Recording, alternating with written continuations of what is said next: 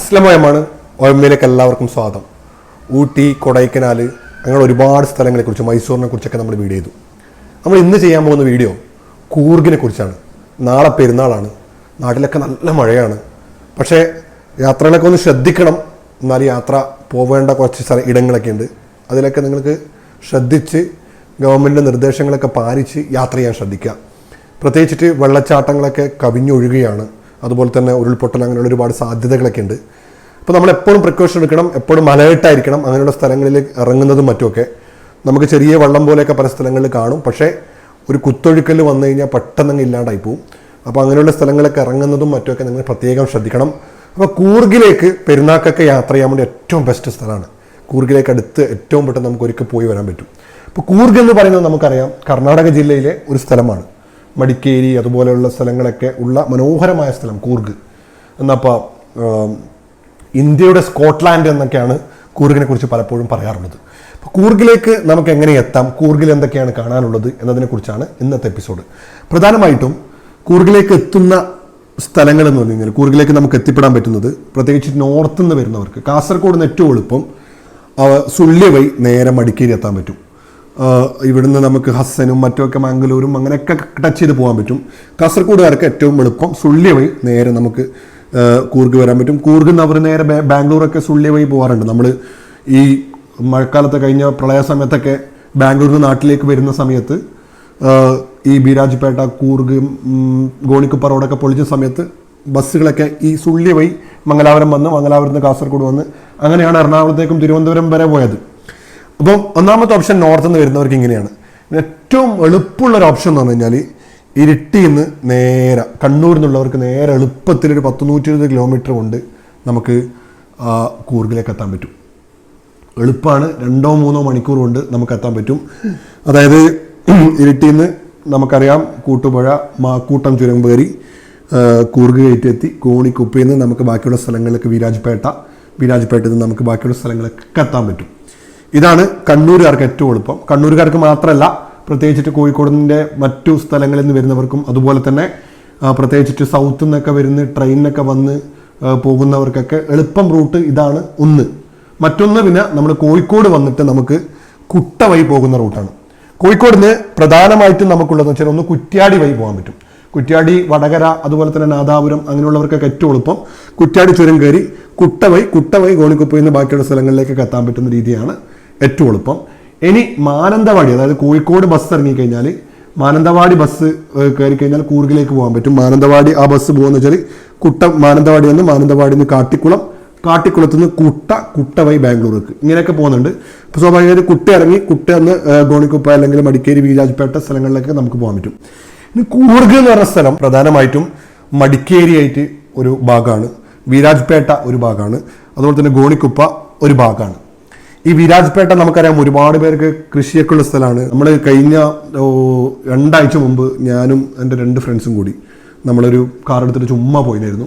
ഒരു ദിവസം അവിടെ പോയി താമസിച്ച് പിറ്റേന്ന് ചുമ്മാ ഒരു കൂർഗിൻ്റെ ഒരു ആംബിയൻസ് ഒന്ന് ആസ്വദിക്കാൻ വേണ്ടി.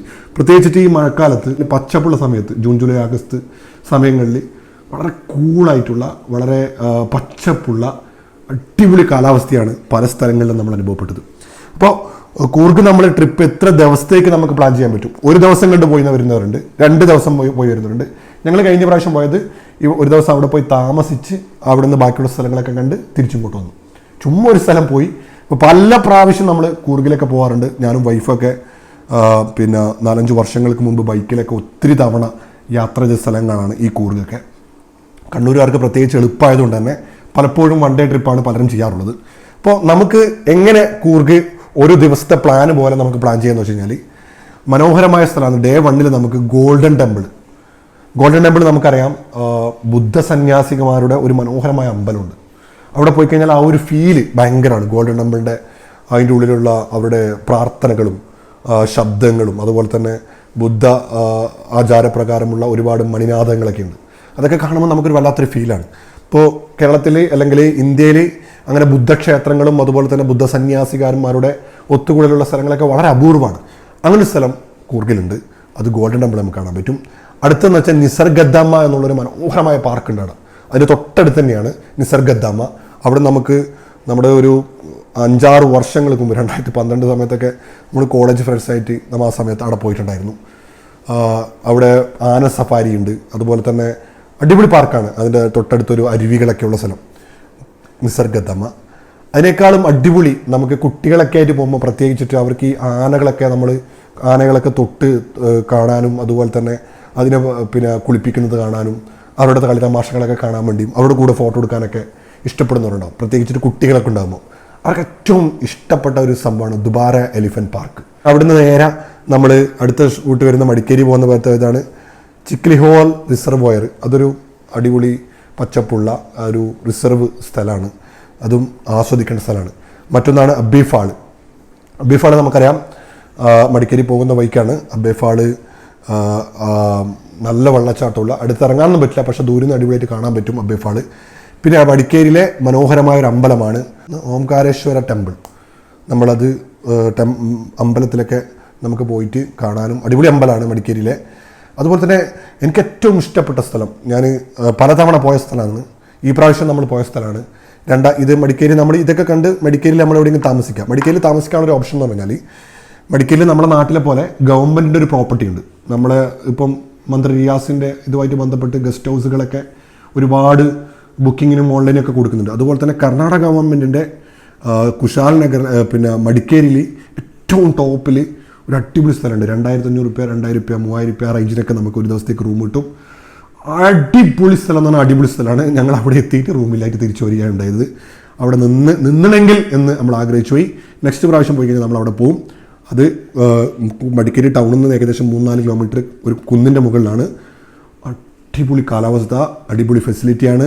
ഇപ്പോൾ മാന്തൽപ്പട്ടി എന്നൊരു സ്ഥലമുണ്ട്. നമ്മൾ മൊട്ടക്കുന്നും അതുപോലെ തന്നെ നമുക്ക് അങ്ങനെ തോന്നിയത് മൊട്ടക്കുന്ന് ഒരു ഓഫ് റോഡ് ഡ്രൈവും ഓഫ് റോഡ് ട്രക്കിങ്ങും പിന്നെ അവിടുത്തെ കുറേ കുന്നുകളും ഒരു 360 ഡിഗ്രിയിൽ നമ്മളിങ്ങനെ നോക്കുമ്പോൾ ചുറ്റുഭാഗത്തും കാണുന്ന മനോഹരമായ പച്ചപ്പുള്ള കുന്നിൻ ചെരുവുകളും അതുപോലെ തന്നെ അവിടുത്തെ കാറ്റും തീർച്ചയായും ഒരിക്കലും മറക്കാൻ പറ്റാത്ത, അതുപോലെ തന്നെ നിങ്ങൾക്ക് ഏറ്റവും കൂടുതൽ ആസ്വദിക്കാൻ പറ്റുന്ന, മഴയുണ്ടെങ്കിലും മഴയൊക്കെ കൊണ്ട് അടിപൊളിയായിട്ട് ഓഫ് റോഡ് ഡ്രൈവ്, പ്രത്യേകിച്ചിട്ട് ബൈക്ക് ഉണ്ടെങ്കിൽ ബൈക്കിൽ നിങ്ങൾ അങ്ങോട്ടോട് നിങ്ങൾക്ക് പോകാൻ പറ്റും.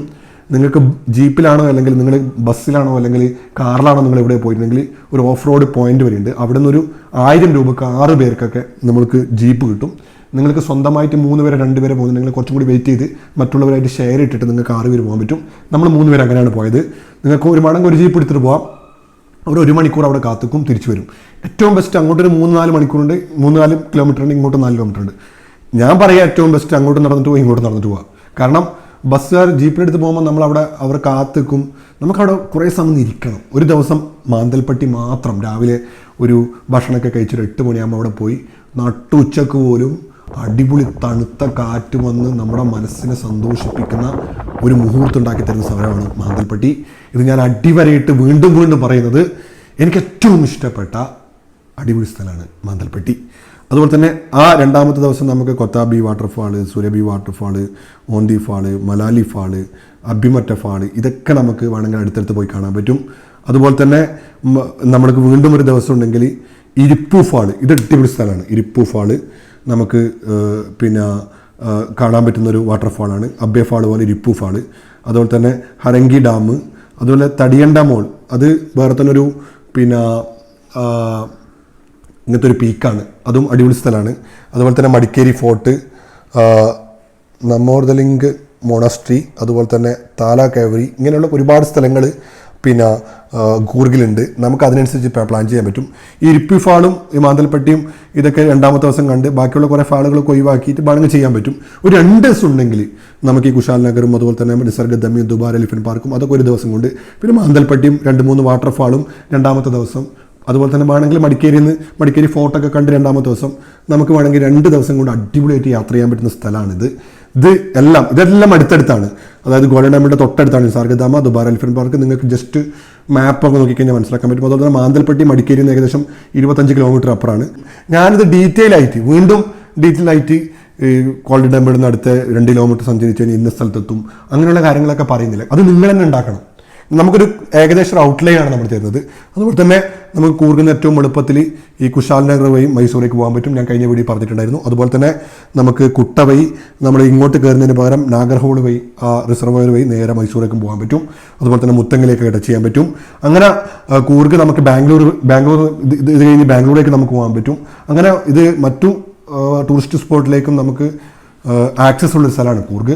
തീർച്ചയായും മധുരമുള്ള ഓർമ്മകൾ നൽകുന്ന, നമുക്ക് ഏറ്റവും കൂടുതൽ ആസ്വദിക്കാൻ പറ്റുന്ന കാലാവസ്ഥയുള്ള സ്ഥലമാണ് കൂർഗ്. തീർച്ചയായും ഒരു ദിവസത്തെ ട്രിപ്പൊക്കെ പ്ലാൻ ചെയ്യുന്നവർ, അല്ലെങ്കിൽ മാക്സിമം 2 ദിവസത്തൊക്കെ ട്രിപ്പൊക്കെ പ്ലാൻ ചെയ്യുന്നവർക്ക് ഏറ്റവും കൂടുതൽ ആസ്വദിക്കാൻ പറ്റുന്ന, പ്രത്യേകിച്ച് ഫാമിലിയായിട്ടേക്ക് പോകുന്നവർക്ക് ഏറ്റവും തുച്ഛമായ രൂപക്ക്, പ്രത്യേകിച്ച് നോർത്തുള്ളവർക്കൊക്കെ ആസ്വദിക്കാൻ പറ്റുന്ന സ്ഥലമാണ് കൂർഗ്. തീർച്ചയായും പോകണം. അപ്പോൾ ഇനിയും അടുത്ത തന്നെ നമുക്ക് ഹൈദരാബാദ് ചെയ്യണമെന്ന് ഒരുപാട് പേര് പറയുന്നുണ്ട്. ഹൈദരാബാദിൻ്റെ വീഡിയോ നമ്മൾ ചെയ്യാൻ ഉദ്ദേശിക്കുന്നുണ്ട്. അടുത്ത ആഴ്ച അല്ലെങ്കിൽ അതിൻ്റെ അപ്പുറത്ത ആഴ്ച ഹൈദരാബാദിൻ്റെ വീഡിയോ ചെയ്യും. പിന്നെ നമുക്ക് ഗോവ ചെയ്യണം. അങ്ങനെ നിങ്ങൾ പറയാം ഏത് സ്ഥലത്ത് വീഡിയോ ആണ് ചെയ്യേണ്ടത്.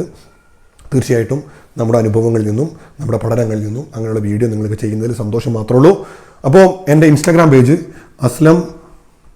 aslam_OIM എന്നാണ്. നിങ്ങളെ പിന്നെ വിശേഷങ്ങളും മറ്റുമൊക്കെ അറിയിക്കുക.